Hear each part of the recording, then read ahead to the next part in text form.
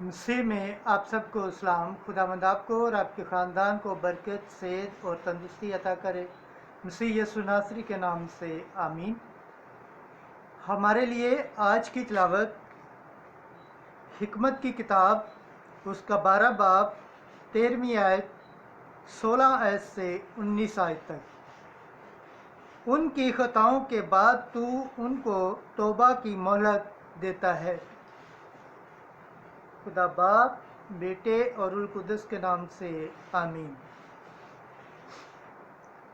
کیونکہ تیرے سوا کوئی خدا نہیں جو سب پر مہربان ہے، تاکہ تو دکھائے کہ یا ناراست فتویٰ جاری نہیں کرتا، کیونکہ تیری قوت تیرے عدل کا شروع ہے، اور چونکہ تو مالک کل ہے تو سب پر شفقت کرتا ہے، کیونکہ تو اپنی قوت ان لوگوں کے لیے ظاہر کرتا ہے جو تیری قدرت کا حلق کا یقین نہیں کرتے۔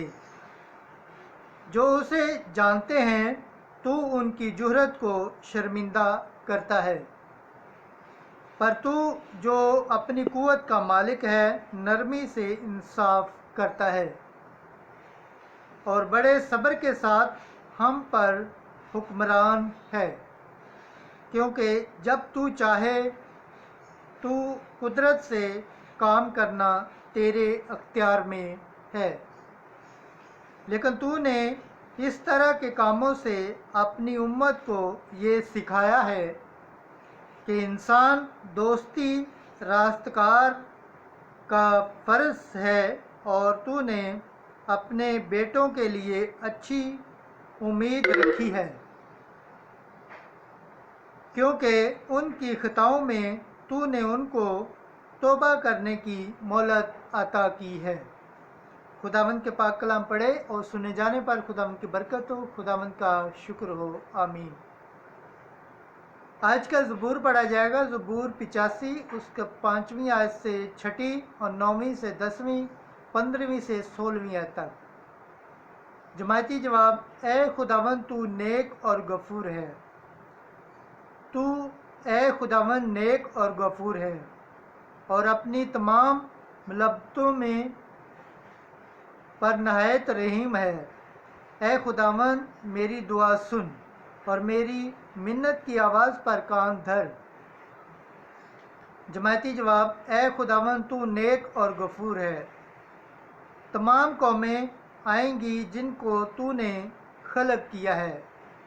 اے خداوند تجھے سجدہ کریں گی اور تیرے نام کی تمجید کریں گی، کیونکہ تو عظیم الشان اور عجیب کام کرنے والا ہے، تو ہی اکیلا خدا ہے۔ جماعتی جواب: اے خداوند تو نیک اور غفور ہے، پر تو اے خداوند خدائے کریم و رحیم، طویل الصبر، بے حد شفیق اور وفادار ہے۔ میری طرف متوجہ ہو اور مجھ پر رحم کر۔ جماعتی جواب: اے خداوند تو نیک اور غفور ہے۔ آج کی دوسری تلاوت مقدس پولس رسول کا خط عبرانیوں کے نام 8واں باب 26 آیت سے 27 آیت تک۔ روح خود ناقابل بیان آہیں بھر بھر کر ہماری سفارش کرتی ہے۔ اے بھائیو، روح بھی ہماری کمزوری میں مدد کرتا ہے، کیونکہ جیسا چاہے ہم جانتے بھی نہیں کہ کیا دعا کریں، مگر روح خود ناقابل بیان آہیں بھر بھر کر ہمارے لیے سفارش کرتا ہے۔ اور وہ جو دلوں کا جانچنے والا ہے وہ جانتا ہے کہ روح کیا چاہتا ہے، کیونکہ وہ خدا کی مرضی کے مطابق مقدسوں کے لیے شفاعت کرتا ہے۔ پاک کلام کے پڑھے اور سنے جانے پر خداوند کی برکت ہو، خداوند کا شکر ہو، آمین۔ آج کی انجیل مقدس متی کے مطابق اس کا 13واں باب 24 آیت سے 43 آیت تک۔ کٹائی کے دن تک دونوں کو اکٹھا بڑھنے دو۔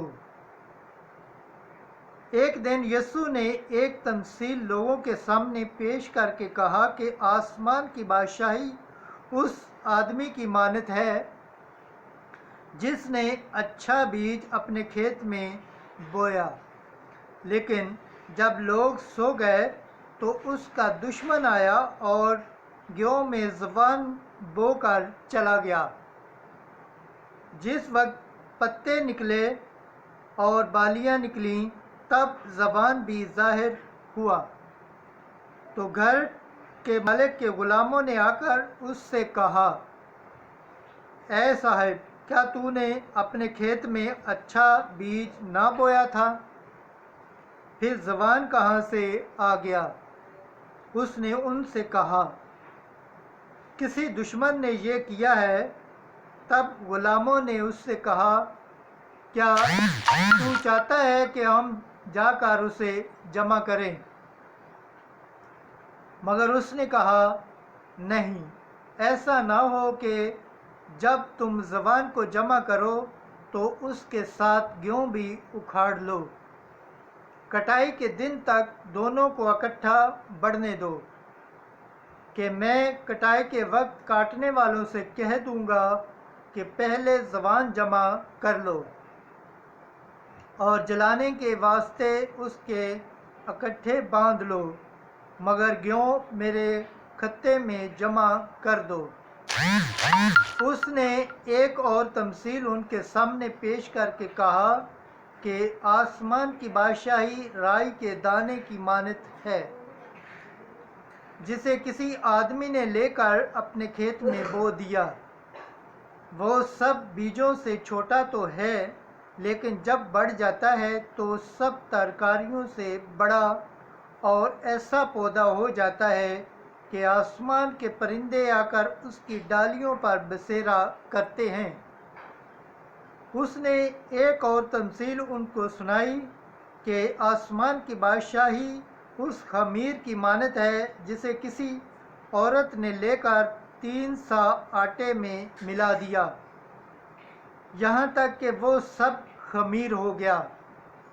یہ سب باتیں یسوع نے ہجوم سے تمثیلوں میں کہیں، اور بلا تمثیل ان سے نہ بولتا تھا، تاکہ جو نبی کی معرفت کہا گیا تھا وہ پورا ہو کہ میں تمثیلوں کے لیے اپنا منہ کھولوں گا، میں بنائے عالم کے سرے ظاہر کروں گا۔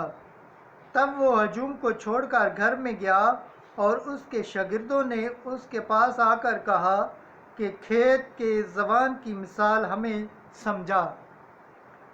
تو اس نے جواب میں کہا کہ اچھے بیج کا بونے والا ابن انسان ہے، اور کھیت دنیا ہے، اور اچھا بیج بادشاہی کے فرزند ہیں، اور زبان بدی کے فرزند ہیں، اور وہ دشمن جس نے اسے بویا وہ شیطان ہے۔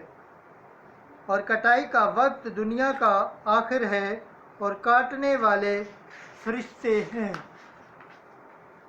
پس جس طرح زبان جمع کیا جاتا اور آگ میں جلایا جاتا ہے، ایسا ہی دنیا کے آخر میں ہوگا۔